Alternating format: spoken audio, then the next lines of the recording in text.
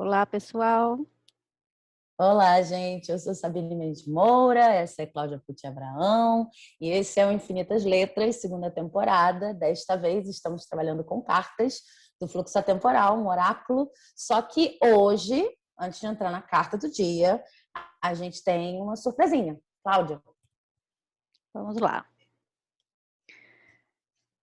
Mistérios da Bússola Azul. Espera aí que eu preciso... Carta de demissão.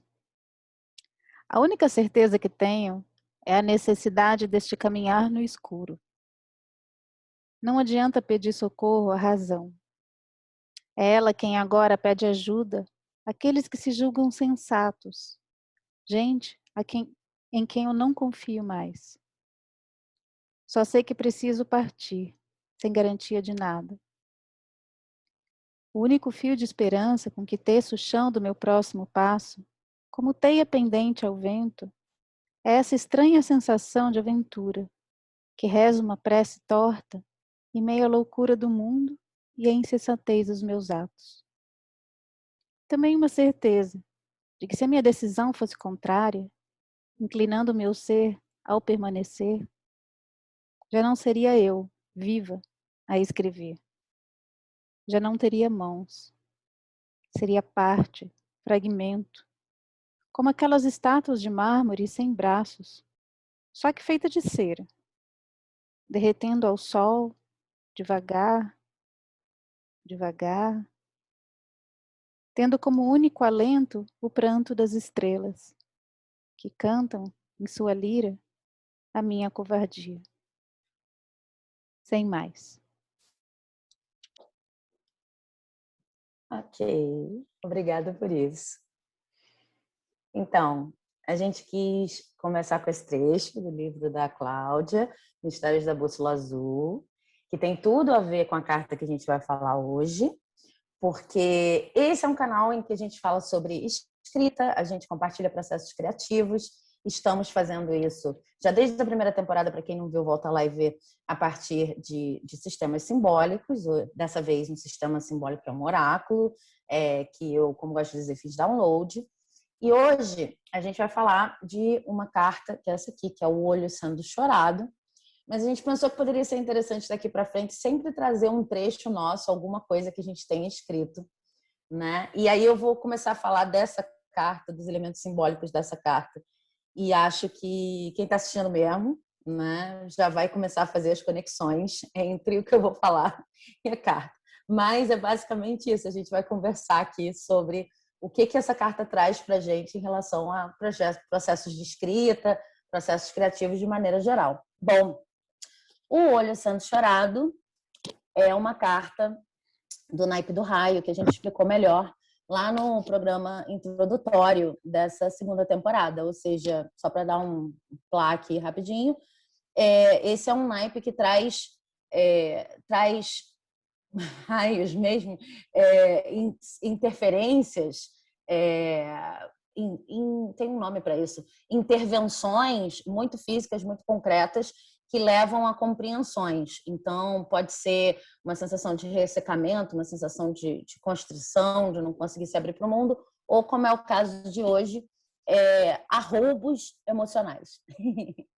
E aí, esses arroubos emocionais, eles estão simbolizados aqui pelo olho sendo chorado. É uma palavra só que eu inventei aqui, está ao contrário por causa da câmera, não sei se dá para ver, mas eu inventei uma palavra só com essa... Bom, não acho que fui eu que inventei, mas tudo bem.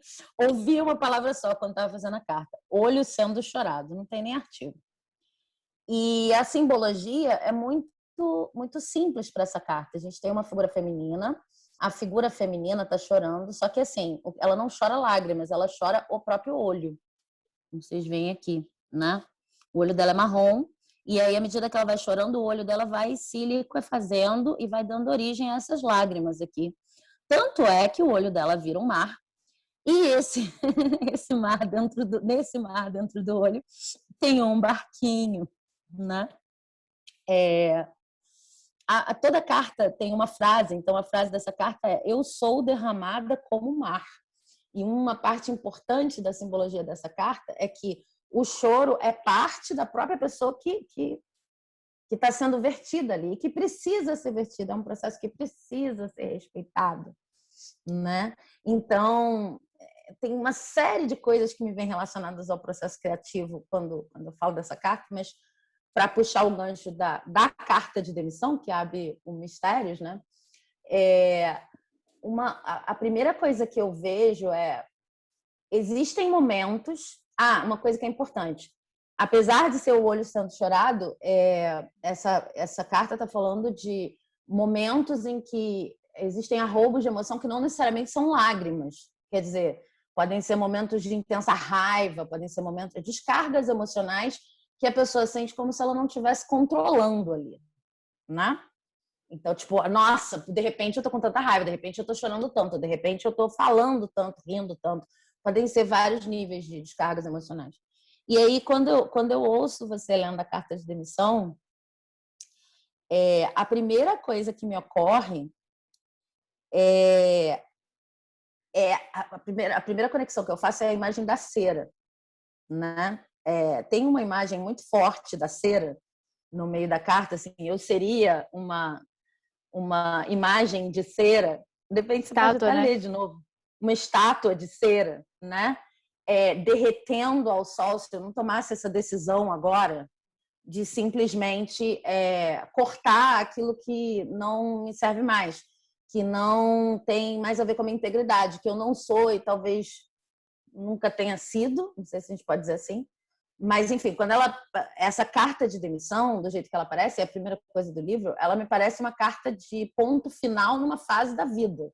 Sim. A gente não tem ainda muito contexto quando ela aparece, então depois ela fica mais explicada, como sendo, de fato, uma carta de demissão. Mas quando você lê, é uma coisa de eu preciso me livrar disso, eu preciso desaguar isso, eu não posso ser para sempre a cera derretendo sob o sol. E aí me lembra muito essa imagem de coisas que precisam ser desaguadas, de partes de você inteira que precisam ser desaguadas. E às vezes esse processo não é bonito, é assustador, às vezes esse processo é julgado por outras pessoas, né? Mas muito, pelo menos do que eu escrevo e do que eu tenho como processo criativo, vem de momentos como esse. Momentos em que eu sinto, nossa, tem alguma coisa que precisa sair de dentro aqui.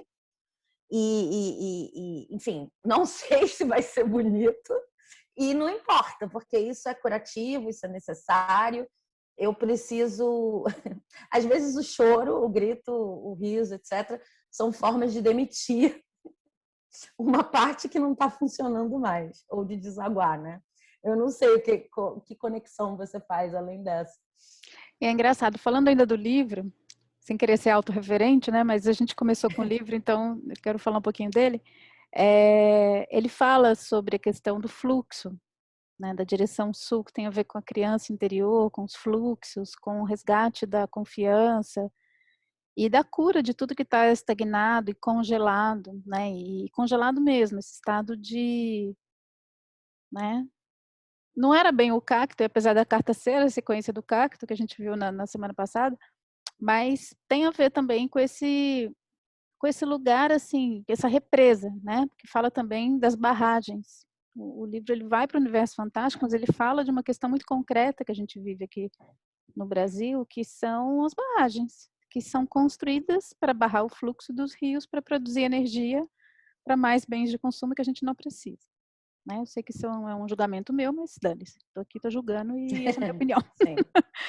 Mas essa questão do fluxo retido, né? E uma hora essa barreira que não aguenta mais, essa natureza que a gente acha que pode controlar, como rios aterrados, né? Como é uma pretensão mesmo. Ao invés de você fluir com, né, e aproveitar esse fluxo, tem essa necessidade de controlar, de colocar barreiras, de colocar esses limites, e que não é um limite no sentido de uma contenção, de um manejo da coisa, né? Realmente você não pode, você tem que ali segurar a onda, literalmente, né? Segurar a onda, e a gente tem feito muito isso, de segurar a onda. E aí isso é um prato feito para o drama, né? Muitas histórias são esse transbordamento mesmo, né? Partem dessa contenção como efeito dramático mesmo, né? Me lembrou muito um filme que eu gosto muito, que vem do teatro inglês. O filme é Os Segredos e Mentiras, do Mike Leigh. E o Mike Leigh, ele é um diretor de teatro, então a dramaturgia, o roteiro de Segredos e Mentiras vem muito da dramaturgia teatral inglesa, né? Que é aquela contenção, aquela coisa de aquilo vai gerando vai apertando até que no final sempre explode alguma coisa, né? É uma forma muito parecida com a nova dramaturgia inglesa. E o Segredos e Mentiras é isso, é um segredo, são segredos de família, segredos, segredos, segredos. E não é nenhum grande segredo, né? Se você for pensar, mas são segredos não revelados e essa contenção é muito interessante, né? Porque aí quando explode também é maravilhoso. Então tem várias histórias, mas uma das a história central é uma mulher ela começa o filme enterrando a mãe adotiva, uma mulher negra, e ela vai atrás de saber quem é a mãe verdadeira e ela descobre que a mãe biológica dela é branca, né? E aí ela tenta se aproximar e a personagem ela é totalmente fora da casinha, a mãe dela, né? A Claire, que é essa personagem central, ela é super dentro da casinha mesmo, né? Ela é super, né, educada, contida, e ela realmente quer buscar, e a mãe é assim, completamente doida, e ela tem uma irmã também, que também surtada, assim, e então já tem esse contraste, né, entre uma personagem que não contém nada e ela que é super contida, e aí ela primeiro se aproxima como amiga, depois tem a cena maravilhosa em que ela revela que é filha, e elas estão numa disposição super teatral mesmo, apesar de ser um filme, elas estão as duas viradas de frente, assim, para a tela, um café, conversando, e a cena é enorme, sem corte, então você tem o tempo das atrizes ali maravilhoso, e aí você vê esse turbilhão chegando, né? Esse choro, esse olho se derramando ali, aquilo vindo à tona, toda a história, todo o passado daquela mulher vindo à tona, revelado ali, né? E aquilo é muito bonito de ver, né? É muito bonito a gente ver, não sei se a palavra é bonito, né? Porque às vezes não é bonito. É, Às vezes é dramático, né? É dramático, é muito intenso. humano, é, assim, é a beleza do próprio humano, né? Da gente ter esse mar de emoções mesmo. E aí existe um sentimento de compaixão, né? De você falar assim, realmente não é fácil, né? Não é fácil estar aqui, não é fácil viver tudo que a gente vive, encarar tudo que a gente encara. E muitas vezes a gente também não pode surtar todos os dias, né? Às vezes não tem jeito. Um outro filme que me vem muito forte é aquele Relatos Selvagens, que é exatamente isso, né? O mote do filme é esse. São 4 histórias e são 4 surtos. São 4 momentos né, que as coisas vêm à tona e transbordam e com consequências das mais loucas, né? Das mais engraçadas, das mais trágicas. Então nem sempre é bonito, né? É sempre intenso, Sim, é sempre. Mas são coisas necessárias. E grandes histórias são feitas a partir desse transbordamento. Né? Porque também é quando a gente se permite viver essa dimensão do erro, do exagero, né? Ou seja, do que for. Porque a gente só se equilibra também quando tem essas tempestades. sim. Eu Então, vejo isso também no micro, porque principalmente eu achei o máximo você trazer as narrativas, porque dentro da narrativa do próprio Mistérios, né, do teu livro, a gente vê uma série de construções assim que vão levando ao final. Mas assim, tem vários micro transbordamentos de barragem, por assim dizer, emocional, né, interna da personagem principal, que vão construindo um grande transbordamento. E aí eu sinto que na vida real, né, não sei, o vocabulário chulo, a gente é mais assim do que. Claro, tem toda essa matéria para o drama, que a gente vai lá, às vezes, geralmente numa narrativa mais linear, guarda para o final, mas é mais como você mesmo fez no seu livro, assim. São micro coisas que vão preparando, tem essa coisa cinema inglês e talvez um pouco oriental também, que é coisa de guardar para no momento ir, né? Mas tem uma coisa mais, sei lá, afinada com o que a gente experimenta no dia a dia, são microtransbordamentos. E aí isso me leva para um lugar, falando de como eu escrevo e mais de processo criativo do que de narrativa em si, que é a função do transbordamento como qualquer função de ejeção do corpo, né? Assim, de tempos em tempos eu preciso de fato ejetar da mesma forma que eu preciso fazer xixi, de tempos em tempos eu preciso chorar, que foi uma coisa que eu comecei a pensar há pouco tempo e que meio que revolucionou a forma como eu entendia choro. E ejetar não é só ejetar choro, ejetar é recalibrar uma série de outras coisas que estão dentro de mim, inclusive palavras precisam ser postas para fora, raiva, uma série de coisas. Aí pensando em processo criativo, isso já teve algumas aplicações muito úteis, né? Não é assim, eu estou aqui parada diante de uma página, não sei o que fazer. Às vezes, no dia a dia, principalmente se você escreve todo dia, é muito comum, para mim pelo menos, mas já conversei com outras pessoas, não querer escrever todo dia ou ter dificuldade de escrever todo dia. E aí, às vezes, é uma coisa que precisa sair antes de você escrever. Isso acontece muito comigo. Então, é necessário que um olhinho seja chorado, é uma parte de você que você precisa dar conta. Assim como, por exemplo, quando você está fazendo um relaxamento, né? Tem vários tipos de relaxamento, mas uma coisa que eu já ouvi nos vários tipos de relaxamento que eu já pratiquei é, olha, você vai relaxar, primeiro dá conta do seu corpo, porque ele pentelha mesmo, ou vai meditar, digamos. Primeiro dá conta do que está tenso no seu corpo, tem gente que fala para, né, prender e depois soltar, tem gente que fala relaxando, ondas que passam por dentro, tem várias formas. Mas primeiro dá conta do seu corpo, depois vai meditar. Ou no relaxamento. Primeiro dá conta do mais externo e depois vai para o interno. Tem várias, mas sempre tem uma história de dar conta do que precisa dar conta.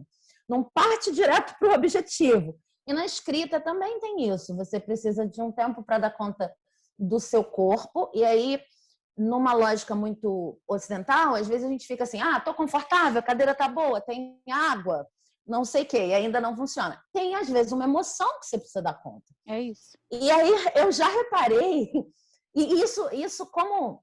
Por isso que eu gosto da parte de não julgue as ejeções, ejetar, né? Isso. Não julgue a forma como você ejeta emoções, porque às vezes eu reparava, né? E ainda acontece que na minha cabeça, porque tem uma emoção para sair antes de eu dar conta da escrita do dia, digamos assim, eu julgo muito.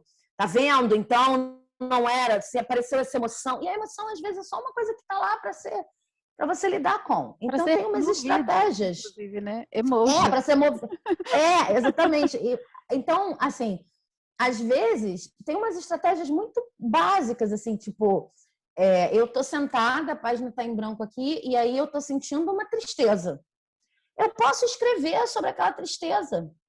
Não era para escrever? Eu estou escrevendo. Então, eu posso escrever sobre aquela tristeza. E, na minha experiência, tem uma hora que a tristeza acaba, se você não ignorar a tristeza. E na minha experiência, costuma ser bem rápido. É coisa de 2 minutos, assim. Tristeza, estou muito triste, estou muito triste. Nossa, eu estou muito triste, eu estou tão triste. Nossa, eu estou muito triste mesmo. Você quer tá? O livro, tá? Tipo, não cansei de ficar triste. Que não é cansei de ficar triste, eu dei conta de ficar triste. Deu passagem, às vezes né? não é. Dei passagem, exatamente. E às vezes não é. Às vezes eu preciso dar conta de uma inspiração assim, assim, assado. Que também é uma coisa meio emocional, uma imagem meio emotiva. E aí precisa desenhar, precisa rabiscar, precisa fazer alguma outra coisa antes. Tipo, meio esse cerimonial de limpar. E aí você... Posso contar E uma aí historinha? depois flui a tal da escrita, né? Eu vou contar uma história que aconteceu com uma amiga minha essa semana. Essas são as melhores. Eu estou em plena reverberação com essas cartas, né? Aí, bom, eu escrevo por encomenda, né? Eu vivo de escrita, então estava no meio de um processo e eu não estava conseguindo aterrar. Eu estava assim, visitando a estrutura do livro, visitando a estrutura, não preciso pesquisar, não conseguia. E não estamos vivendo um momento fácil, né? Vamos combinar, eu tenho 3 filhos, eu estou, pelo menos, posso estar em isolamento, agora que eles vão voltar presencialmente para a escola, mas não estava fácil. E aí o meu filho mais velho está fazendo aula de química orgânica. E aí o experimento de química orgânica, para que a família inteira faça junto, é na cozinha. São muitas experiências na cozinha. E uma delas é separar, pegar a massa de pão, ao invés de fazer um pão, você lava aquilo. Em suma, separar um glúten, para poder entender o que é um glúten. Não queiram ver o que é um glúten, por favor, não façam isso em casa. Que, além de ver aquele glúten, precisava depois cozinhar aquilo, fazer. E aí ele fez uma vez, deu errado. A gente fez lá um negócio, deu errado, teve que fazer tudo de novo. E ele botou aquele glúten, que é um negócio bem peguento, assim. E ele botou aquilo numa bacia.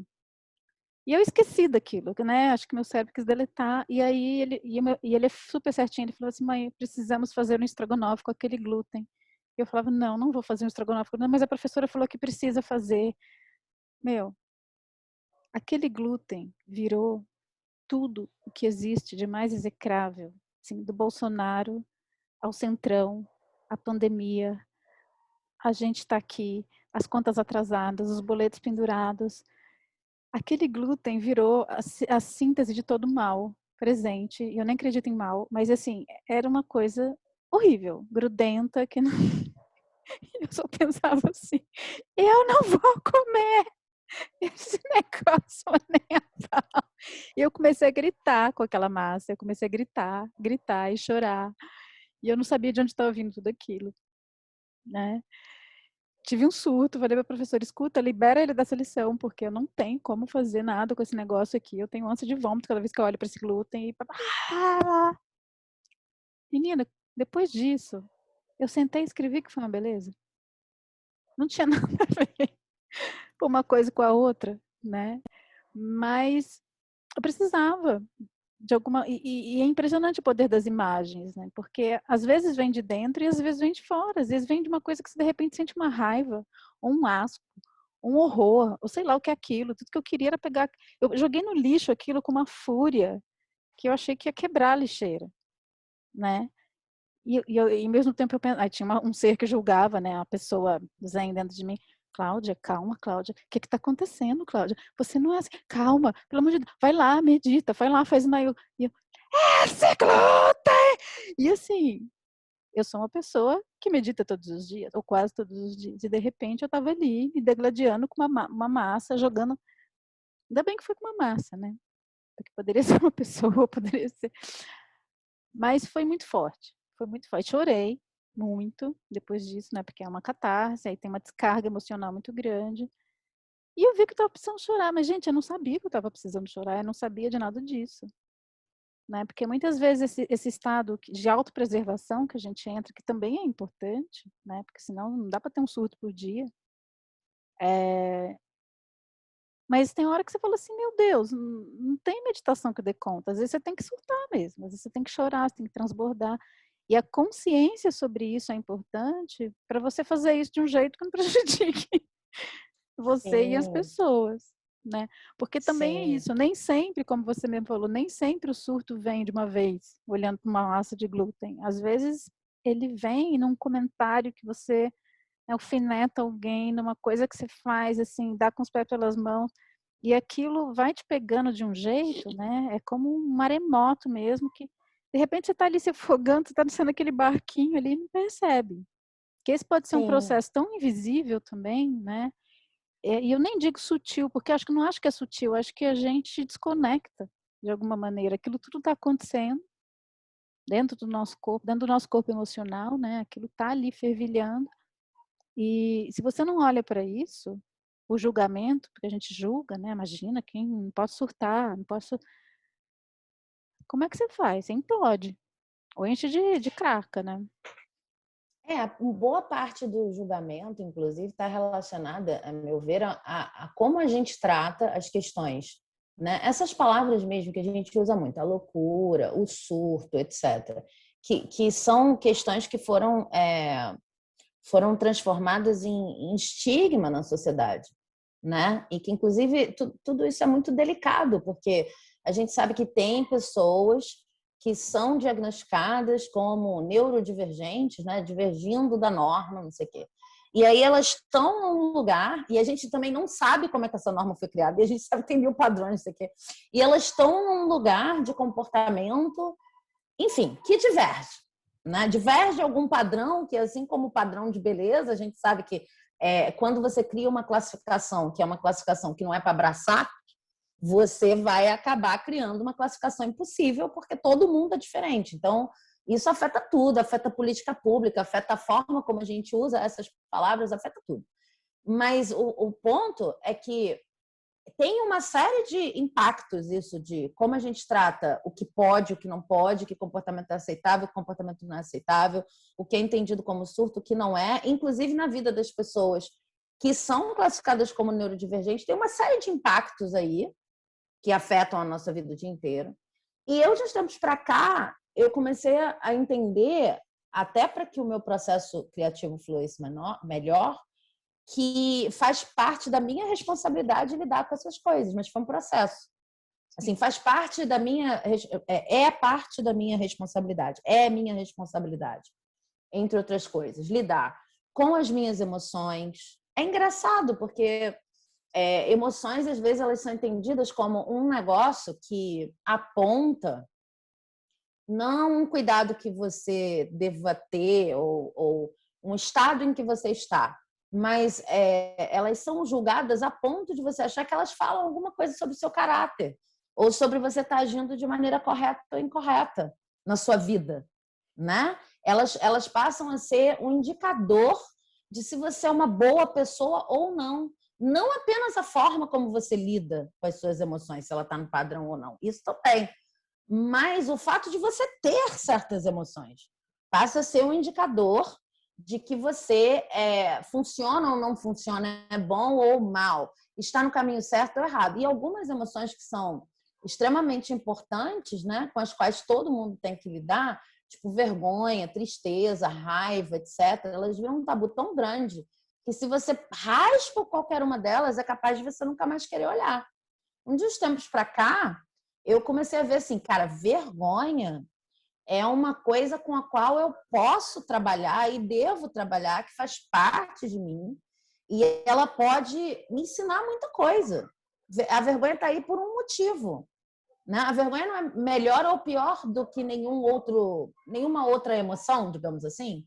As emoções estão aí, elas vão e vêm, a vergonha passa do mesmo jeito que ela veio. Mas ela talvez não passe, talvez ela vire um encalacre, um negócio muito sério, a ponto de, porque essa carta também fala disso, encrespar meu corpo todinho, manchar meu corpo todinho, se transformar numa doença somática, né? De eu somatizar aquilo, se eu realmente começar a jogar a vergonha de uma forma tão profunda, ou a raiva, ou seja lá o que for, que eu acho que eu tenho que me agarrar nela até resolver. Não acho que essa seja a atitude, né? Eu comecei a trabalhar com outra atitude de uns tempos para cá. E isso tem uma implicação muito séria no dia a dia da escrita e da criação. Sim. Eu estou lá olhando para minha frasezinha, muito prático mesmo.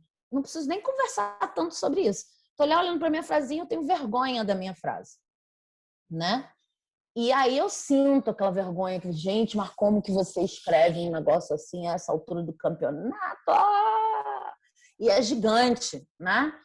E assim, se você consegue desenvolver um lugar que sabe, algum lugar, sei lá, para lá, né? Porque aqui tá vergonha! Se você consegue desenvolver um lugar para lá, né? Para além, que sabe que isso é uma emoção e que não está enganchado com ela a ponto de chafurdar nela, você consegue dizer, tá, eu estou precisando chafurdar um pouco nisso aqui, porque realmente tá pesado para mim ser essa pessoa que apenas coloca frases aqui no papel e pensa estruturas e flui. Tem alguma coisa aqui que eu tenho que olhar. Vou dar uma sentada ali, ou vou escrever sobre isso. Para mim funciona muito escrever sobre a coisa. E deixar isso passar. Mas se passou é porque tem um motivo. Não significa que eu estou fazendo nada errado, não significa nem que o negócio está vergonhoso, não significa nada, só significa que eu estou sentindo vergonha. E preciso deixar a vergonha passar. Eu queria falar um pouquinho dessa palavra errado, né? Eu sei que você não falou nesse contexto, mas eu acho que esse conceito de certo e errado ferra muito a nossa vida. porque que emoções são boas, emoções ruins, emoções certas, emoções erradas. Porque emoção é emoção, né. Então, é claro que tem emoções que geram determinadas consequências e emoções que geram outras consequências, mas de qualquer maneira, se a coisa está em ebulição, aí depende muito de como de qual é a consciência que a gente tem sobre isso, né. E aí, para mim é muito difícil, porque eu tendo a sair do corpo. Até o meu ofício como escritora, ou antes como fotógrafa também, né, eu estou sempre através de alguma coisa, né, estou sempre olhando através de uma janelinha, seja do cinema, seja da câmera, seja da própria escrita, olhando a emoção de cima como narradora daquilo, né, então para mim é um lugar muito confortável ficar contando e narrando, como se eu fosse realmente uma pessoa isenta de tudo isso. Na verdade é um puta do medo, porque quando eu entro mesmo, encarno ali o meu aspecto dual, né, não vou nem dizer um aspecto humano, porque ser humano é tudo isso, ser humano é conseguir estar nessa dualidade, vivendo tudo isso e ao mesmo tempo descolar e ver né, mas é tudo junto, não existe eu tinha esse preconceito, né, o estado de observador, um estado mais assim: "Não, eu estou além disso tudo", a gente não fica além, é ao mesmo tempo, né, a diferença eu vejo é que às vezes você está completamente tomado pela coisa, e eu acho que essa carta representa esse momento, né, de quando você não tem o mínimo descolamento ali, você é tomado, é assim, eu já entrei, eu já caí, lembrei disso agora, meu Deus do céu, eu já caí numa corredeira uma vez, na Teodoro Sampaio, tentando pegar um ônibus, uma ladeira, estava aquele rio correndo, descendo, e eu achava que só ia molhar o pé, mas eu fui embora. Não tinha, assim, até que apareceu um anjo, ele me segurou, nem sei quem foi, mas eu não conseguia segurar em lugar nenhum, alguém de fora precisou me segurar, né, ou você chega num momento em que aquilo por si perde a força, né, mas é isso, a gente às vezes é tomado. Como diz o Romeu, né, eu sou um joguete dos deuses, assim, a gente vai na corrente. E é um aprendizado humilde também, quando a gente passa por esse tipo de situação, você fala assim: "Meu Deus, tem hora que eu não dou conta". Tem hora que a coisa me toma, né. E aí se entra no certo e errado, nesse julgamento feroz da coisa, né, em que isso ajuda? Porque quanto mais a gente se julga, menos a gente quer ver, né. Então assim, ou você se deixa levar, e que é a melhor coisa que pode acontecer, às vezes você passar por uma dessa, cai na corredeira, aí você ganha essa humildade e fala assim: "Meu, tem hora que é foda, tem hora que a gente não sabe o que está fazendo", e você tem um pouco mais de compaixão quando tem alguém nesse lugar, né. Mas também sem entrar naquela coisa de porque também tem esse outro lado, né, tem gente que assume isso como uma persona surtada, né. E gente, eu estou usando a palavra surto aqui não no sentido clínico, não sei nem se pode fazer isso, né, não sei se é se é certo, falar de certo e errado.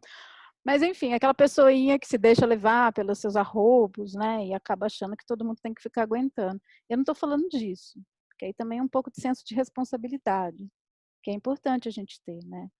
Mas na hora que a coisa está acontecendo, tem hora que é isso, você não dá conta, né. Às vezes é um arrombo emocional, às vezes é até físico. Eu já cheguei a desmaiar, né, no momento que eu estava ali bloqueando, bloqueando, bloqueando, não tomando contato, e a coisa era tão bloqueada que eu não me conectava mesmo com a emoção, né. Era uma coisa, não é que eu estava segurando uma emoção, eu não estava sentindo aparentemente aquilo. E aí um belo momento eu desmaiei, e eu não sabia, aí quando eu desmaiei, eu comecei a sentir o mundo apagando, eu desmaiei, e quando eu acordei do desmaio, no meio de uma aula de pós-graduação, porque isso aconteceu uma semana depois que eu sofri um aborto espontâneo, né, e uma semana depois eu estava lá, linda, assistindo a minha aula, porque já estava tudo resolvido, eu desmaiei, e quando eu acordei eu fiquei chorando 2 horas sem parar, e tremendo, chorando e tremendo, chorando e tremendo. Aí você fala assim: "O que está acontecendo comigo?". Bom, eu estou existindo. Né, tudo aquilo que eu bloqueei, mas e nem sempre a gente bloqueia conscientemente, né, no sentido assim de: "Eu vou bloquear porque eu preciso tocar a vida", não, eu nem estava nesse lugar. Mas às vezes é um mecanismo de autodefesa, porque você não quer mais conectar com aquela dor, né. Só que é isso, se a gente não é atravessado, a coisa não acaba, né. E aí tem toda uma questão que eu acho que atrapalha muito, que é uma herança de culpa que a gente carrega, né, que você justamente vai de novo para o certo e errado. Qualquer roubo desses é brutalmente julgado, condenado, né, a gente tem a coisa assim, a tradição de malhação mesmo, de malhar, de escolher ali, malhar o Judas, sabe, tem, aí todo esse ímpeto vai para o outro, né, todo esse arrobo emocional vai, mas no sentido de acabar com o outro, não é você, deixar sair em você e deixar essas emoções, não, é o outro. E o outro vira também o representante disso, né. E aí a gente entra no estado alucinatório, porque aquilo que eu não tô é a famosa sombra, né, no sentido até psicanalítico. Eu não quero ver determinadas coisas, determinadas emoções e aspectos, eu vou encalacrando aquilo, de repente eu vejo alguém manifestando aquilo e eu tenho né, eu quero esganar, eu quero destruir aquela pessoa, porque de repente aquilo, né, que eu não acredito, que eu não aceito em mim, aquela pessoa está representando, né, e aí eu projeto isso, enfim. A gente sabe, né, eu não sou psicóloga, então não vou ficar falando besteira aqui, mas a gente sabe, a gente sente isso. E se a gente vem de uma cultura de aceitação, né, para mim uma deusa que eu conheci recentemente, maravilhosa, é Kali, né, que tem toda aquela fúria, e ela é uma deusa, aquilo é parte da força dela, e ela precisa, né, cortar as cabeças, e esse é um movimento de morte e renascimento que faz a vida florescer. Porque se a gente não se permite fazer isso num campo sagrado, né, se não abre um espaço de aceitação para isso, a gente morre. A gente simplesmente não fica vivo, né, ou a gente vai atacar o mal, entre aspas, que a gente vê em outra pessoa, que nada mais é do que aquela emoção ali manifestada que você não está permitindo. Então, assim, é muito interessante, né, ver a quantidade de preconceito que existe com esse momento, né, que você, que está condensado, sintetizado nessa carta. Esse olho E é, sendo é muito é, delicado quando a gente começa a pensar nessa coisa do interagir com outros e da escrita, porque cada vez mais a gente está vendo movimentos, principalmente na escrita periférica, né? E a escrita periférica talvez não seja o melhor nome, mas assim, vamos dizer, talvez a gente possa falar de contracultura. Eu estou falando de coisas fora do sistemão, do padrão, né? Mas a gente está vendo movimentos cada vez mais para o lado da escrita vômito, da escrita, uma escrita que estaria diretamente conectada com esses arroubos. Olha, o que você está vendo aqui no papel, o que você está vendo aqui no livro, o que você está lendo aqui, é justamente o momento em que meu olho foi chorado, botei no papel, mandei imprimir e estou dando para você, né? Isso também aparece em outras artes, mas na escrita é mais fácil, porque às vezes essas coisas, me parece, né? Isso aqui eu estou analisando aqui agora, porque essas coisas às vezes são desestruturadas, né? Ou não tem a estrutura que, enfim, que a gente costuma ver, né? Que outras obras exigem. Né? Então é mais fácil você ver numa dramaturgia, você vê na literatura. Pelo menos onde a gente está agora, seria mais difícil ver no cinema que não fosse cinema experimental. Então acaba ficando num lugar não sistemão, não, né? E aí, uma coisa que eu tenho conversado com muita gente, porque eu conheço muita gente que escreve assim, é o seguinte: isso eu gostaria de deixar aqui até como sei lá, um ponto para reflexão, talvez um aviso. Não é todo mundo que se dá bem pegando um momento como esse, né? Que é poderoso, que é interno, que é sagrado, que é seu, jogando no papel, entregando para um editor ou para um dramaturgo, seja lá o que for, expõe as minhas vísceras. Eu conheço muita gente que se arrependeu, porque é uma coisa muito íntima. Então, assim, eu admiro muito a beleza. É porque tem um lugar de coragem também, né? E que eu admiro muito a proposta de você desconstruir a necessidade de estrutura e desconstruir a necessidade de altos níveis de filtros e edições e pensamentos antes de jogar uma obra sua no mundo lá fora. E eu mesma já fiz isso de um jeito que eu considerei saudável para mim e de um jeito que eu considerei o erro para mim. Né? Eu vou parar de falar de erro, para ficar gravado não certo e errado da Cláudia, que é mais interessante. Mas assim, de um jeito saudável e de um jeito não saudável. quando eu consegui fazer isso de um jeito saudável, não foi assim, então vomitei isso no papel e boa sorte está aí com vocês. Não foi. Eu costumo brincar com a minha mãe, porque a minha mãe, às vezes, quando ela lê meus livros, tipo Gorda e outros textos, que têm textos pesados, né? Falando do meu próprio corpo, do meu corpo gordo, e falando das minhas asas, e aí as minhas asas humilhadas, que depois viram asas maravilhosas e tal, ela fica com medo, a minha mãe fica com medo. E ela me manda mensagem, fala assim, tá tudo bem, filha, vai passar, umas coisas assim. E aí eu tenho que explicar para ela, não, mãe, olha só, se isso está escrito dessa maneira e chegou para você em formato e-book, é porque eu já lidei com isso. Eu já lidei com isso. Você pode ter certeza. Vocês podem ter certeza. Eu, pelo menos, sou assim. Eu não estou nem dizendo que todo mundo é assim. Mas eu acho que é uma espécie de disclaimer, de aviso, de não sei o quê, que com a minha experiência eu gostaria de ter recebido, eu mais nova. Né? E aí logo em seguida contarei a experiência não saudável. Né? Mas hoje em dia, o que você vê publicado meu por aí são coisas que podem ser extremamente pesadas e que são baseadas, mesmo quando é ficção, a maioria delas é baseada em fato real, pode estar muito disfarçado, mas assim, é muito mais fácil para mim assinar embaixo daquilo hoje em dia. Eu não deixaria passar por uma edição se eu não tivesse trabalhado aquele vômito, por assim dizer, se eu não tivesse trabalhado aquele excesso que saiu, se eu não tivesse trabalhado aquele vazar. E essa carta, tudo que a gente está falando, não está falando desse momento, está falando do momento antes, do momento do incontrolável. Então, eu tive a experiência não saudável, que foi eu muito novinha e muito metida também, né? Porque tem isso.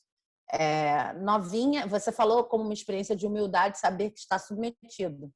Uma coisa que acontecia muito comigo é a necessidade de dar sentido à dor e o sentido só poder ser algum nível de produto. Essa coisa toda da produtividade. Então, assim, eu sofri pra caramba. Mas eu transformei esse sofrimento num poema e o poema já está nas paredes da escola. O poema já está não sei o quê. Eu sou foda, cara. Nem bem sofri já tá lá. E menina... Você pediu para sofrer 4, 5 vezes, entendeu? Então eu fiz isso. Na adolescência, tinha um poema, um projeto pôster poema na escola, vendo minhas tripas penduradas na parede da escola, vendo as pessoas apontando e rindo. Não é nem as pessoas apontando e rindo, isso realmente me doía mais quando eu tinha 15 anos, né? Mas assim, mas o pior mesmo não era isso, é uma coisa que é pior até hoje, digamos. Que é assim, eu não me dei tempo para fazer o necessário. Porque o necessário era eu passar por aquilo. E passar por aquilo não é produtificar aquilo. Passar por aquilo não é conversar com todo mundo sobre aquilo, quando na verdade eu tinha que estar passando por aquilo. Passar por aquilo é realmente passar por aquilo. Então, até mesmo sem falar de escrita, se você tem um arrobo de raiva, eu já tive vários arrobos de raiva. Com outras pessoas, estou dizendo. Você tem um arrobo de raiva com outras pessoas, né? Tem uns arrobos de raiva que são incontroláveis e você não tem a menor ideia da merda que você está fazendo com outra pessoa. Não dá, não deu. Não dá. Depois você pede desculpa e você fala assim, cara, desculpe. E às vezes eu choro e eu falo, gente, pelo amor de Deus, não sei o que aconteceu. Tá. Tem uns que rola uma manipulação ali, já é uma outra coisa, né? Tipo um negócio assim, mais orgulhoso, mas que é essa? Agora eu vou usar a minha raiva, não sei o que e tal, blá, blá, blá. Mas por que eu tô dizendo isso? Porque com a escrita é a mesma coisa. Se você pega um negócio que aconteceu, é incontrolável, você não sabe, dá uma utilidade para aquilo e bota um monte de gente para interagir com aquilo, antes de ter podido até se perdoar, se for o caso, passar por aquilo, a gente está dizendo aqui, olha, não é para julgar, mas a gente julga. A gente está falando de uma situação ideal, a gente está falando de um mundo ideal, a gente está falando... Mas a gente vive nesse mundo que julga. Então, ao mesmo tempo que agora mais velha eu consigo olhar para a emoção que eu tenho tentando escrever e dizer, é uma emoção, vamos lidar com isso, você quer com mais tranquilidade? Eu continuo sentindo, né, ouvindo todos os julgamentos. Só que estão mais, sei lá, silenciosos. Imagina você colocar isso no mundo. E já ouvi de vários autores de experiências semelhantes. Assim. Em alguns casos, pode rolar até abuso, no sentido de nossa, você é um talento, você é genial, que poesia crua, que coisa maravilhosa, não sei o quê. E depois de anos, a pessoa arrependida, porque não sentiu que aquilo era para ter visto o mundo, entendeu?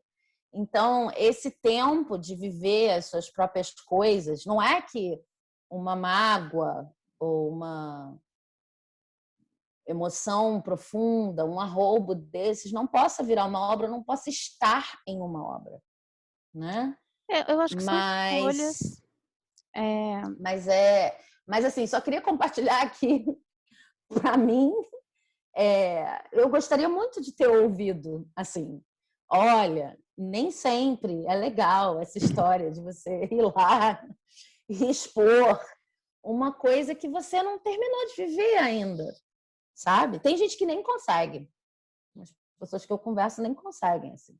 Ah, se eu não terminei de viver, eu não vou nem... Mas tem... Eu sou mais do impulso, né? Então, várias vezes eu fui lá, botei e falei, ih, meu Deus, eu tô pelada na frente de todo mundo. Nem tinha Mas olhado pro meu também próprio corpo nu ainda direito. é a questão do aprendizado também, né? A gente também não é a mesma pessoa o tempo todo. A gente vai... É engraçado, né? Porque você pega, por exemplo, um conto, né? Uma crônica como aquela Búfala da Clarice Lispector, que é uma personagem que tá, né? Ela vai no zoológico, ela tá procurando um bicho para descarregar, ela precisa olhar para um bicho que traduza tudo aquilo que está dentro, ela não consegue soltar. Maravilhoso, né? Quer dizer, o tema do conto é uma pessoa que está nesse estado. Provavelmente a Clarice vivia constantemente assim. Mas é isso, eu não sei, mas é um conto trabalhado, né? Não é um vômito, assim, cru, Sim. no sentido... também, assim, eu não estou aqui cagando regra, eu estou colocando possibilidades, né? Uma possibilidade é você tá ali tomado pela coisa, escreve, expõe, tipo Facebook, né? Que a gente faz isso. Sim, sim. É textão, Né? textão, textão. Textão, vai lá, não tem nem literatura, né? O negócio vai ali e tá bom. Aí depois você lida com as consequências, né? Ou não. Enfim. Essa é uma coisa. Outro dia eu fiz isso no grupo de WhatsApp. Fui lá e apaguei. Porque é isso, é um negócio que você não segura, entendeu? É um comentário. Porque a gente precisa de uma catarse, né? Quando me diz catarse, você precisa pôr para fora, transbordar. E nem sempre a catarse é algo, eu não vou nem dizer bonito ou feio, certo ou errado, é algo interessante. Vou falar da minha. Às vezes é só um monte de palavra mesmo, sabe? Às vezes é uma Sim. raiva e pronto, acabou. Aquilo não tem nem matéria para ter estética, para ter história, para ter nada, né?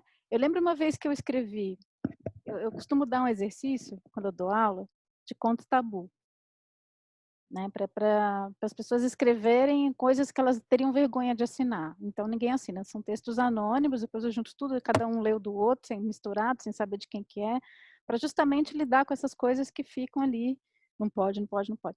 Aí teve um desses anos que eu propus esse exercício, falei, quer saber, eu também que vou experimentar, vou escrever um. E eu tinha acabado de viver uma situação, que não era nem nada assim muito, mas eu estava com muita raiva, e daí eu escrevi uma crônica cheia de palavrão, mas muito palavrão e muito preconceito, e botei tudo para fora. Aí depois no final, aí eu levei, misturei. Quando a pessoa leu, ninguém sabia que era meu, né? Porque a ideia era essa, você ouvir. Quando a pessoa leu, eu fiquei com uma vergonha, porque era muito ruim. Eu não fiquei com vergonha do sentimento, da emoção, né? Porque não fiquei com vergonha da emoção que eu senti, eu fiquei com vergonha do texto. Porque era um lixo, era um negócio ruim mesmo, né? Um lixo nesse sentido, não era bom aquilo. Aí eu falei assim, nossa, que texto chato, porque era chato. E aí não era um julgamento meu sobre a minha emoção, porque a minha emoção era genuína, mas o texto que eu escrevi a partir daquilo era um texto chato. Aí eu falei, bom, ainda bem que ninguém sabe que é eu escolhi, não também não revelei a autoria. Aí aquele dia foi importante, porque assim, foi uma prova, né, de que nem tudo que vem assim, nesse ímpeto, que sai, porque o texto saiu inteiro, assim, muito rápido. Você fala assim, tá. Aí depois que passa, né? Porque também tem uma coisa, às vezes a gente supervaloriza aquilo, porque aquilo toma a gente com tudo, né? Sim. Então, a gente supervaloriza, porque naquele momento aquilo é Foi uma mandado, foi enviado, tinha que ser. foi mandado nada, né? Foi de dentro para fora, veio das Sim. tripas.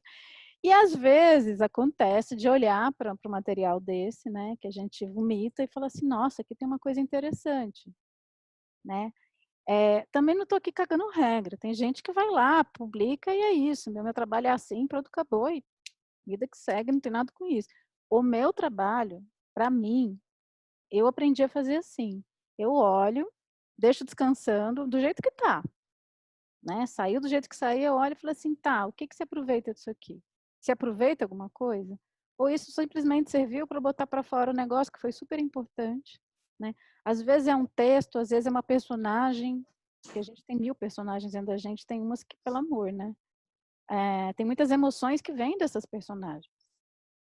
Então, eu também comecei a criar personagem, porque às vezes eu sentia umas coisas, não é assim, ai, não sou eu, tá vindo de dentro de mim, mas ao mesmo tempo não sou eu, né? É outra eu. E essa outra eu às vezes quer falar, então você sentar, dá um pouquinho de asa, deixa essa pessoa falar, deixa a situação, vamos ver até onde vai isso daqui. Então escreve e depois tá, isso aqui eu quero tornar público, isso faz parte das coisas que eu quero tornar públicas. E aí não por É, vergonha ou por ai não vou querer que as pessoas me venham assim, não é por isso, é por uma questão de escolha mesmo, né? E aí eu me dou a liberdade dentro dessa forma. Aí é meu método, tá, gente? Estou sendo descritiva, não prescritiva. Eu me dou a liberdade de escrever qualquer porcaria, qualquer coisa, ou qualquer arrobo, né? Preciso escrever, às vezes eu só grito, como foi o caso com glúten, e às vezes eu vou lá e escrevo, né? Aí deixo descansando um pouco, depois eu falo assim, tá, e aí? Depois que passou, depois que aquilo reproporcionou, aí você consegue olhar para aquilo e ver o que que tem ali de estar tomado, né, que exagera mesmo. E no teatro eu já vi muito isso, né, porque eu venho de processo colaborativo no teatro. Então, imagina, é um monte de gente em sala de ensaio e fazendo isso o tempo todo, porque quando você vai improvisar, né, você está ali no improviso, o que que vem? Vem o que que está pedindo para sair, né? Então, eu cansei de ver já em processos, e tudo bem, faz parte, mas assim, aí no caso eu era dramaturga, ou seja, eu estava na sala de ensaio, vendo a catarse alheia e colhendo daquilo o que que fazia parte desse contexto, né? E os atores, atrizes lá, generosamente colocando aquilo a serviço de um material. Às vezes era bom, às vezes não era, às vezes era só uma catarse mesmo. Eu já vi isso virando peça, né, de teatro, e aí eu assisti, sinceramente não me pegou, mas teve gente que ficou igualmente tomado ali e rolou uma catarse na plateia, né? Então aí eu percebi também que às vezes a catarse de alguém reverbera para fazer uma catarse em outra pessoa também necessária, mas não, aquilo para mim me soou, para mim era over, porque não era um tema que me pegava. E tudo bem, né? Então é difícil julgar, né? O que que serve, o que que não serve. Então não é uma questão assim do, como você falou, né? De ficar dando utilidade, produtividade às emoções. Emoções são emoções. Agora, o que que a gente faz a partir disso? Aí são as suas escolhas estéticas. Eu escolhi lidar com isso assim, né? eu não acho que, assim, antes da escolha estética, que tem a escolha estética, com certeza, e tudo que você está explicando, depois eu falo um pouco como é que é para mim, mas assim, é, eu acho que o importante dessa história toda não é nem o que que a pessoa vai fazer com o material, ou se ela vai, né, decidir colocar o material lá ou não.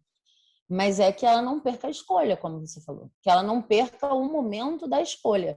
Eu realmente quero que esse material veja o mundo assim, né? Eu quero que esse material chegue ao mundo dessa maneira, porque tem 1000 escolas estéticas e 1000 coisas que eu posso querer fazer. E aí, para falar um pouco de como é o meu processo nesse sentido, né, da relação do que sai cru e como que ele chega, eu sinto que, e eu já falei um pouco sobre isso na outra temporada, eu sinto que cada livro me pede um jeito diferente de trabalhar. Então, como eu trabalho com gêneros muito diferentes, cada livro me pede uma coisa. Então, de certa maneira, é como se para cada livro eu precisasse chorar mesmo algumas coisas, porque eu estava acostumada a fazer de um jeito. Tem essa coisa de que quando a gente se acostuma a fazer de um jeito, vai trocar, tem um luto, né? Assim, eu estou escrevendo, né, a continuação de Incompletos, que é ficção científica, adolescente. Eu sinto que para esse livro eu preciso ser extremamente cerebral, né? Porque tem uma série de informações assim que se encaixam aqui. Se o próximo livro for, sei lá, uma coisa parecida com Gorda e outros textos, eu vou precisar mesmo chorar. Então, eu vou precisar me chorar mesmo. Porque, assim, eu vou estar acostumada com um lugar de autora que é completamente diferente do lugar de autora necessário para acessar uma coisa tipo Gorda. E eu nunca sei qual é o lugar que eu vou precisar para fazer um livro, porque eu não escrevi o livro ainda. Com essa continuação é um pouco mais fácil, porque é uma continuação, então a série tem uma cara. É um lugar que eu vou habitar pela segunda vez, mas não foi nem um pouco fácil deixar os lugares onde eu estava antes para poder voltar para esse lugar. É a primeira vez que eu estou escrevendo uma continuação. Mas eu acho assim que tudo isso já é um nível de escolha que eu não tinha quando eu comecei, né? Saber que eu entro, eu quero brincar com várias estéticas, com várias formas diferentes, sei quê, e que você só pega com a prática mesmo. Então, antes de você saber o que você quer explorar, o que deixa de explorar, explorar é sempre bom, né? Mas antes de ver o que te engancha, é sempre legal lembrar que nem tudo que você escreve precisa ver a luz do dia. Eu escrevo quilos de coisas, quilos de coisas, quilos de coisas que não verão a luz do dia. Eu escrevo para mim. Tem um outro lance que é muito legal nesse negócio, tanto do ponto de vista de emoções consideradas negativas, quanto do ponto de vista da escrita, que é assim, é legal você lembrar, se você é escritor, eu acho, você não precisa escrever só qualquer que seja o produto que você escreve. É legal você lembrar que você pode escrever para você. Assim, por exemplo, bailarina. Você como bailarina, né? Tipo, às vezes você é tão bailarina que você só dança quando você tem uma apresentação com a Deborah Coker. Ou quando você tem... Às vezes é legal lembrar que você pode ir para balada. Às vezes é legal lembrar que você pode dançar em casa descalça. E a escrita é a mesma coisa. Às vezes é legal lembrar que você pode... E as emoções são a mesma coisa. Às vezes é legal lembrar que você pode dar vazão a uma raiva sozinha. Não necessariamente você precisa estar com raiva de alguma coisa. Você precisa estar com raiva de alguém. Ou você precisa esconder a raiva. Ou essa raiva precisa ser encarada como negativa. De forma geral, se as coisas forem fluindo assim, elas não necessariamente precisarem ser...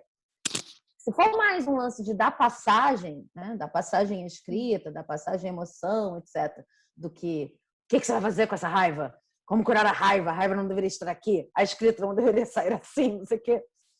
Porque eu acho que quando é um processo artístico, é muito difícil um processo artístico sem emoção, sem te atravessar nenhuma emoção. Eu não conheço. E também sempre lembrando que se a gente acolhe o que vem, aquilo pode se transformar em outra coisa, né? Eu tenho uma Sim. história, o livro que eu escrevi é um livro biográfico, Canto da Terra. Na verdade, os dois únicos livros biográficos que, assim, né, histórias inspiradas na minha vida foi o Canto da Terra e Broto da Terra, que foram os primeiros que eu escrevi em literatura, né, livro. E aí eu começo o livro, o Canto da Terra é a história dos partos domiciliares dos meus filhos. E aí eu quis começar com o meu nascimento. E aí na primeira versão do livro, eu não tinha essa intenção, mas eu coloquei para fora toda a raiva que eu tinha do médico, porque eu nasci de cesariana. E nada tirava da minha cabeça que ele tinha induzido a minha mãe a ter uma cesariana, né? Pelo que a minha mãe contava, as coisas que ele falou, e eu fiquei muito puta com isso. E aí eu, na hora que eu fui escrever, imagina, né? Pus tudo para fora. Aí escrevi o livro. Aí a primeira versão eu mostrei para algumas pessoas, mostrei para uma amiga, ela falou assim: nossa, você está pegando pesado com a sua mãe. E eu nem liguei, né? Porque a raiva do médico acabou resvalando também na opção dela. ou na não resposta, ou na não reação, a uma manipulação, sei lá, eu falei: "Sério?" Ela falou assim: "É, você tá pegando um pouco pesado". Aí eu falei: "Cara, e aí, né?". Aí depois eu fui reler, aí eu vi, falei assim: "Não, tô pegando muito pesado". Mas aí que eu percebi uma coisa, e eu não mudei porque: "Ah, estou pegando pesado, eu vou aliviar um pouquinho a barra". Eu percebi que eu estava justamente projetando nessas pessoas reais um inimigo interno, que depois virou o grande antagonista do livro, né. Então, o Canto da Terra é um livro, entre aspas, biográfico, mas que acaba sendo uma literatura fantástica também, porque na hora que eu vou contar das emoções, justamente, as personagens de confrontos, entendi que não eram externos, né. Eu estava projetando no médico, projetando, porque os fatos eram só os fatos, e eu não tinha nem como saber, eu não estava lá. Né, eu só sei o que minha mãe me conta, e é muito pouco para saber qual Sim. é a verdade, então, foi muita presunção inclusive, né, eu achar que eu sabia qual era a verdade, já atacar o médico, mas existia uma emoção genuína que era uma raiva a uma figura de controle da vida, que eu projetei justamente no médico, mas esse sim era o meu inimigo, aí, quando eu entendi que era um inimigo interno, aí dei nome, aí pronto, aí eu pude, né, tretei com ele o livro inteiro e tudo bem. E aí eu fiz esse ajuste. Quando eu fiz o ajuste, a coisa ficou num lugar, que eu não vou dizer certo ou errado, mas um lugar que encaixou. Aí eu falei assim: "Ah", é como assim, cada coisa achou o seu lugar. Mas primeiro eu precisei botar aquela raiva para fora e tive que botar aquela raiva para fora usando o que eu tinha na mão, que eram aquelas pessoas ali, né. E foi importante, porque com certeza na hora que eu reescrevi, algo dessa raiva ficou, mas aí no tamanho que precisaria ter, para depois eu entrar no confronto com aquela figura. Mas não era mais um julgamento ressentido, especialmente em relação à minha mãe, porque, né, e foi muito bonito, porque escrever esse livro foi um processo de cura, inclusive disso, né. Se eu não tivesse escrito, se eu não tivesse posto para fora, talvez eu ia passar minha vida inteira pensando aquilo, sem falar, porque já tinha acontecido, né. E aí porque eu expus, alguém me trouxe isso, porque eu também não tinha visto, estava explícito, mas eu não estava vendo. Alguém me trouxe essa devolutiva, eu olhei de novo para aquilo, aí eu entendi, né, e aí eu reformulei do jeito que eu senti que tinha mais encaixe, e é muito bonito ver que, eu não estava deformando a emoção original, eu não estava pegando mais leve porque eu não queria parecer, não, eu estava realmente depurando aquilo, né. E aí, nessa depuração do texto, também uma depuração da emoção, e que às vezes a gente leva para um lugar de mais compreensão do que simplesmente, e tem horas que ali no texto mesmo, pegando esse mesmo livro, eu realmente, assim, fiz uma escolha de me jogar na emoção e de narrar a emoção, com tudo que ela tinha direito, né, porque aí eu queria mesmo essa sensação da pessoa estar vivendo ali aquele momento com tudo que tem direito, sem menor descolamento. E foi muito legal de eu ouvir homens dizendo que conseguiram sentir o que uma mulher sente parindo, né, É, e eu acho que foi parte disso, né, dessa pesquisa mesmo. Então é interessante, eu percebi quando é uma escolha estética, né, falei assim: "Eu vou mergulhar aqui nessa emoção, eu vou ser tomada por essa emoção e eu vou narrar a coisa assim, porque eu quero que seja assim, ou eu vou, eh, descolar disso e ir transformando, porque até achar a medida também que eu acho importante contar. De repente isso vira, sabe, até como arte marcial, né, às vezes você tem um gesto enorme ali de espada, de repente aquilo vira um negocinho aqui, e isso tem uma potência muito grande, né. Então é muito legal, assim, se você tem um manejo da emoção, no sentido de não julgar, de repente você pega né, um arrobo e vai, de repente aquilo vira uma resposta. Que tem o mesmo impacto daquilo tudo, só que aquilo é muito mais interessante, né. E aí aquilo não é você, aí eu consegui estar num lugar de, por não ter julgado e não ter negado, conseguir manejar, né. Então é um trabalho de alquimia, não deixa de ser. Para mim a escrita é, passa por esse lugar também. tem livro que é alquímico, né. Assim, e aí eu não vou falar da perspectiva do leitor, vou falar da perspectiva do escritor. Tem livro que eu escrevi que começou assim: eu vou lidar com essa emoção. E como a coisa que eu tenho mais, facilidade, intimidade, na verdade eu tenho mais confiança. A coisa que eu mais confio na vida para resolver problema, curar coisa, etc., é a escrita. Sem dúvida. Se eu estiver me sentindo muito mal, eu pego papel e caneta. Eu sei que eu vou sair melhor depois que eu terminar de escrever. Então, para mim é um compromisso gigantesco chegar e dizer, olha, esse negócio é muito pesado aqui, essa coisa emocional aqui. Não é uma coisa de um choro, de um negócio. Já é um negócio, assim, já é um encalacre, já é um... Não que precise ser, né? Eu, particularmente, nunca escrevi um livro assim, vou lidar com essa grande alegria. Quero que não rolou para mim ainda. Mas já escrevi um livro de um lugar, caramba, nuvens negras e tal. E aí, fazer do livro uma busca de resposta, uma busca de solução ou de transmutação, melhor dizendo. Uma busca alquímica, né? E escrever assim é bem legal, porque eu acho que primeiro, para mim, pelo menos, precisa já partir de um certo descolamento, senão você não consegue nem ter essa ideia. Se eu estivesse muito ocupada chorando, entendeu? Já tem que ter, pelo menos comigo é assim, tem que ter um certo choro anterior, né? Porque se eu não tivesse chorado, eu não teria conseguido. Nossa, de repente eu consigo lidar com isso. Isso já é um frescor, já é uma leveza que já vem depois, né? Mas aí quando vem, é legal, porque eu fico querendo ser fiel nas minhas escolhas estéticas. Eu já passei, de certa forma, pela coisa, mas ainda estou tentando entender, lidar com a coisa. Então, eu fico querendo ser fiel. Eu estou escrevendo uma frase e eu fico assim, mas não é isso. Foi isso que eu senti. Eu fico procurando as palavras para ser fiel, embora já não esteja lá. E nisso, nesse processo, né? E nessas escolhas, que eu acho que se aproximam do que você estava falando de, não, então eu escolhi estar ali naquele lugar. Isso é muito gostoso, isso é muito gostoso. Isso meio que cura mesmo, porque você fica, nossa, até ontem estava chafurdada, agora de repente eu estou usando que nem uma balinha, que eu vou decorando o texto, para dar a oportunidade de outras pessoas saírem desse lugar também, se é que vão colar com a ideia de, né, sair disso junto comigo em palavras, né? Mas você fica decorando mesmo, eu fico decorando mesmo, né? Não, tá muito clínico esse vocabulário. Eu não estava clínica, eu estava... E aí você procura um vocabulário... né? E aí fazer essa passagem em palavras é muito bonito. Eu acho muito... Para mim, funciona porque é generoso, né? No sentido de... Olha, é um testemunho. Eu sempre fiz isso em ficção, tá? Então, assim...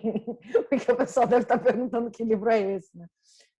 Pervertidos não foi todo assim, mas tem cenas assim, incompletas em determinado momento, ficou muito assim. Agora, um livro que eu escrevi, acho que assim, do início ao fim, é um livro que eu escrevi logo no início, botei no Wattpad, chamou Messias de Antônia. E ali eu estava lidando com um monte de coisa, assim, eu lembro de, sabe, cada coisinha, cada palavra, assim, não, mas não era isso, mas era aquilo e tal. E é um livro super leve, super... Não é um livro, não saiu um livro pesado, mas para mim ele tem uma significação, tem uma representação, um negócio que é forte, porque foi um livro muito curativo, sabe? Então, tem isso do próprio livro ser o olho que você está chorando, né? O Uma livro coisa te ajuda a legal dessa terminar de imagem pegar os... que eu estava pensando, né? Porque não é a lágrima. Então, eu acho que a imagem, ela traduz quando a gente está realmente tomado, porque quando a gente está vivendo esses processos, a gente não sente que a gente está chorando, a gente sente que a gente está derretendo. Né? Realmente, assim, não é que eu estou chorando, meu olho está derretendo e eu estou derretendo inteira, eu vou me desfazer nisso. Não é uma coisa que não tenha consequências, né? Não é como o poema do Pessoa, né? O poeta é um fingidor, tem esse jogo com... Né, chega a fingir que é dor, a dor que devera sente, esse fingir no sentido de forjar e de fazer, né? Então tem esse distanciamento ao mesmo tempo que aquilo é sincero. é um jogo, né, que tem esse, a gente tem esse observador. Só que Sim. a emoção, uma das características de quando a gente está tomado é que esse observador some, a gente realmente está ali sendo a lágrima que está caindo, né, a gente está derretendo junto com aquilo. E que é um momento também, é um estado, assim como existe um estado de conseguir olhar e ter compaixão e rir, né, que é um estado mais de descolamento, é um estado. Então, assim, experimentar isso é interessante. Eu não suporto viver aí, porque para mim é demais, né. Então, não sei se é uma falha, mas não quero ficar no certo e errado. Para mim é um exercício permanecer num estado emocional intenso, até para explorar, né. Então, às vezes eu faço não porque eu quero ser produtiva, mas é porque eu preciso ter alguma coisa para não me afogar completamente quando eu estou tomada nisso. Então eu falo assim: "Ai, deixa eu escrever para ver como é que eu escrevo quando eu estou nesse lugar", porque aí realmente as palavras ficam totalmente em outro lugar, né. Eu lembro de um texto que eu escrevi, que aí eu estava realmente assim: "Eu não vou mandar isso aqui para ninguém, então eu vou escrever do jeito que eu quero escrever para mim, para sair". Depois eu fiz questão de jogar na lixeira e apagar definitivamente. E infelizmente eu não tinha impresso, porque eu queria queimar aquilo, para aquilo deixar de existir, sabe, para transmutar. Eu realmente não escrevi nem para permanecer, não era nem para mim. Aquilo eu escrevi só para dar passagem mesmo, né, e eu tinha certeza que eu nunca ia querer mostrar aquilo para ninguém. Porque para mim aquilo tinha uma outra função, né, então, é legal quando a nossa arte vira também um sistema de cura, um sistema de dar passagem, né, e tem Sim. coisa que a gente escreve muito mais do que a gente mostra e não tem problema nenhum, né, assim como Sim. qualquer outra forma de arte, né, nem tudo que eu escrevo eu quero mostrar. Mas E é uma isso liberdade. Eu sinto isso como muito livre. dá uma Porque é liberdade. isso, é aquela coisa da bailarina que não dança na balada, entendeu? Tipo, é legal você também dar uma. É legal você ser uma pessoa que primeiro escreve e depois produz livro. Primeiro escreve e depois produz peça, dramaturgia, sei lá o que for que você escreve ou quer escrever. Primeiro você escreve, tem um certo contato de passagem para seja lá o que for que você vai dar passagem antes do produto, que esse contato com a emoção através da escrita permite, né? Eu acho até respeitoso, acho até legal, Eu acho muito eu respeitoso acho com o legal. próprio ofício de escrita, que inclui a reescrita, que inclui a refação, que inclui escolhas conscientes, né. Sim. Então, a gente já falou muito disso aqui, mas eu sempre acho legal, assim, comentar que, de novo, não estou sendo prescritiva, tá, não estou falando que só dá para escrever se for assim.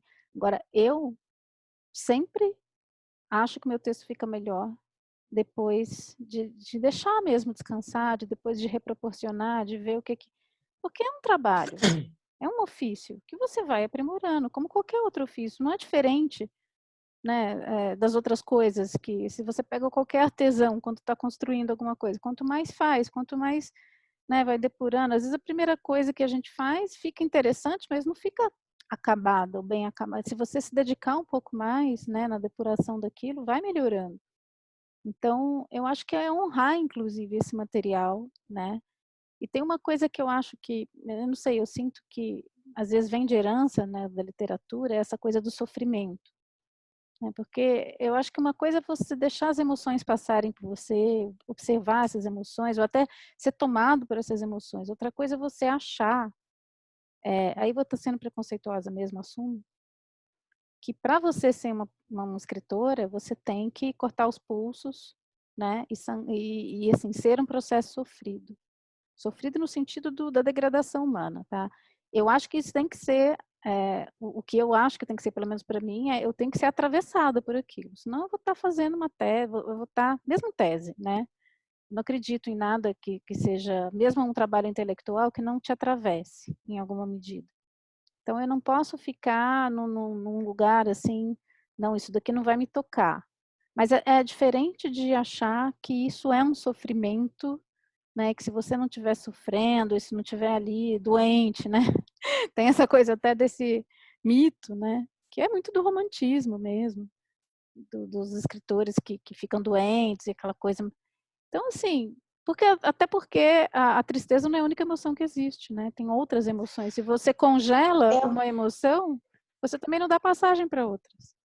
eu gostei de você falar disso, porque a gente falou pouco, né? O tempo já está acabando, mas É só para deixar aqui também que o olho sendo chorado, a gente falou lá no início, mas não comentou muito.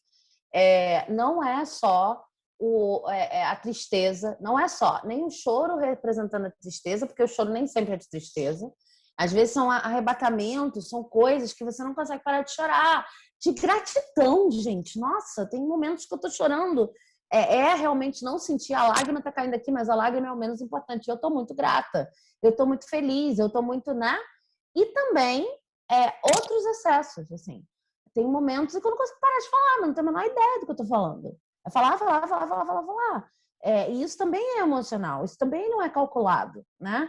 E gargalhar, ter sentido dor de barriga, não conseguir parar de gargalhar, aquelas coisas de riso.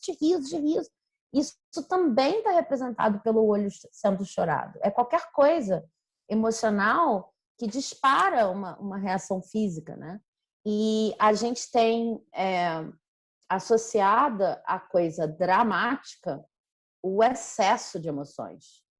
Então, eu acho que isso, às vezes, complica um pouco. Como as pessoas veem a imagem de autores, né?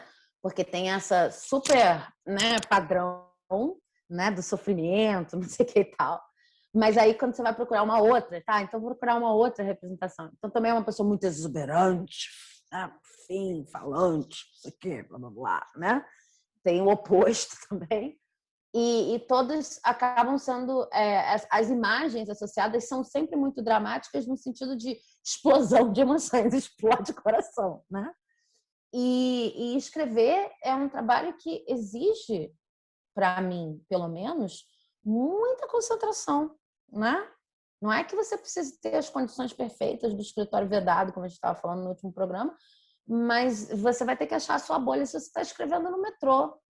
É muito mais um trabalho, é muito menos humilde essa coisa inflada que às vezes fazem de escritor, é muito mais permanência ali todo dia quietinho assim, olhando para um lugar sem saber o que vai fazer, do que essa coisa de o exuberante, eu te cheguei no lugar maravilhoso, não sei o que e tal. Ou estou morrendo por dentro, né? Porque tudo isso existe. As emoções pesadas e leves existem, tudo isso existe. Na minha experiência existe, mas é muito ruim quando você engancha numa imagem externa dessa. Mas acho legal lembrar que esses arrobos emocionais, eles são arrobos emocionais, pelo menos no que diz respeito a essa carta de várias ordens, e acho que tudo que a gente falou em relação ao choro serve para qualquer arrobo emocional, assim, pelo menos eu vejo, né? Como eu falei, gostaria de escrever um livro inspirada por esses momentos de gratidão, por exemplo. Como é que seria um livro, um olho sendo chorado no sentido de um olho que chora de gratidão? Acho que deve ser uma coisa muito linda, né? E me dá um pouco de medo, assim, pra ser sincera, pensando nisso aqui agora. Porque não vejo muita coisa assim por aí. Eu fico sem referência.